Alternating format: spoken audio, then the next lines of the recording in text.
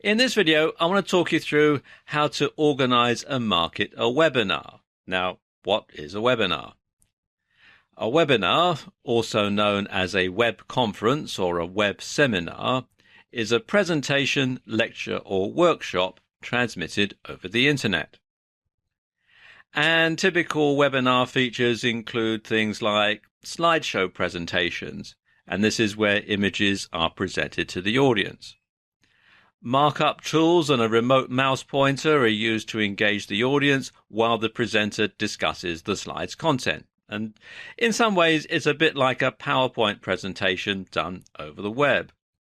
Webinars also contain live or streaming video, and this can be full motion webcam where someone is actually speaking to camera, delivering the lecture. It can be a digital video camera or multimedia files that are simply pushed to the audience, sent via file transfer protocol.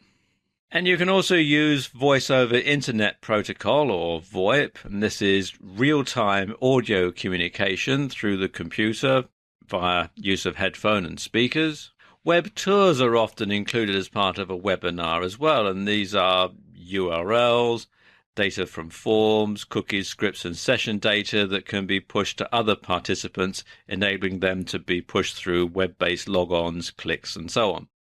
And this type of feature works well when demonstrating websites where users themselves can also participate. So you can have a certain amount of interactivity as part of a webinar. You can have meeting recording, and this is presentation activity is recorded on the client side or server for later viewing or for distribution. You can have a whiteboard with annotation, and this allows the presenter or attendees to highlight or mark items on the slide presentation or to simply make notes on a blank whiteboard. There's text chat. This can be for live question and answer sessions, and it's limited to the people who are connected with the meeting. You could also have text chat that could be public. It could be echoed to all participants, or it could be private between two participants. And you can have polls and surveys, and this allows the presenter to conduct questions with multiple choice answers directed to the audience. There can be screen sharing, and there can be desktop sharing or application sharing, and this is where participants can view anything the presenter currently has shown on their screen. And some screen sharing applications allow for remote desktop control, allowing participants to manipulate the presenter's screen, although this isn't widely used. And this is what a typical webinar screen will look like. You can see you've got a live picture of the person who's presenting the webinar. You've got things that are being shared on Twitter. You've got notes that are being made at the side there. You've also got live Q&A down there in the bottom right-hand corner where people are submitting questions that the presenter can answer in real time. So, how do you get the word out about your webinar? Well, there are lots of different ways that you can do it, but three very, very good ways of getting the word out about your webinar are, first of all, solo ads. And solo ads are good because they're super, super targeted. What happens with a solo ad is that you will approach a mailing list owner in your niche, to send an ad to their list advertising your webinar.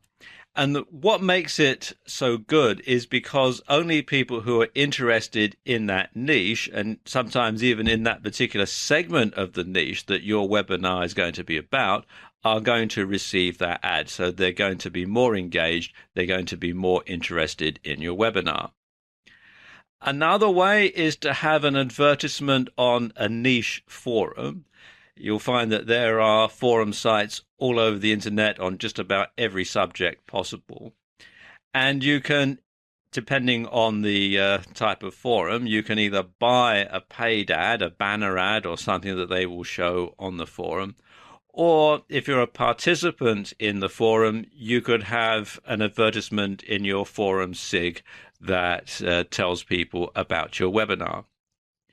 And another good way, the third good way, is via Facebook ads. And again, like solo ads, Facebook ads are super targeted because you can drill down to a particular segment of the people on Facebook so that you know that only the people who are interested in your webinar are going to see the ad. Some people use a free webinar as a taster for a paid one. So you can cut down your presentation to maybe 1 or 2 points, and then you invite as many people as your software can handle to participate in the webinar. And then after you've done the free webinar, you can perhaps offer some sort of a discount or some sort of incentive for people who've seen your free webinar, like what they see, to sign up for a paid one, and that can be quite a highly paid one. When you're doing your webinar, first and foremost, you want to do your homework. You want to do your research to make sure that your information is accurate. And this is just as important for a free webinar as it is for a highly paid one. And you want to work from a script, an outline, or notes. Don't just wing it. You want to make sure that you can keep the flow of information going across in the right time, and that you don't overrun, or that your webinar isn't too short either. You don't want to have sort of lots of waffle and things like that. And in order to get the delivery right, you want to rehearse. You want to practice your delivery. You want to make sure that everything flows properly. And you want to make sure that everything works and that you or your technicians know how to work it. Nothing can be more embarrassing than halfway through your webinar, you go to show a slide or a video or something and absolutely nothing happens. And it doesn't look very professional. So you want to make sure that you have a rehearsal and that you know that everything is going to work properly, or at least it should work properly. Now, if you're looking for some software platforms to run your webinar on, I've got a few for you here. Some are free and some are paid for. First, a couple of free ones. And the first one is Google Hangouts. And this is an offshoot of the Google Plus social media platform. And it lets you do things like have video conferences and voice over internet phone calls and send messages and that sort of thing.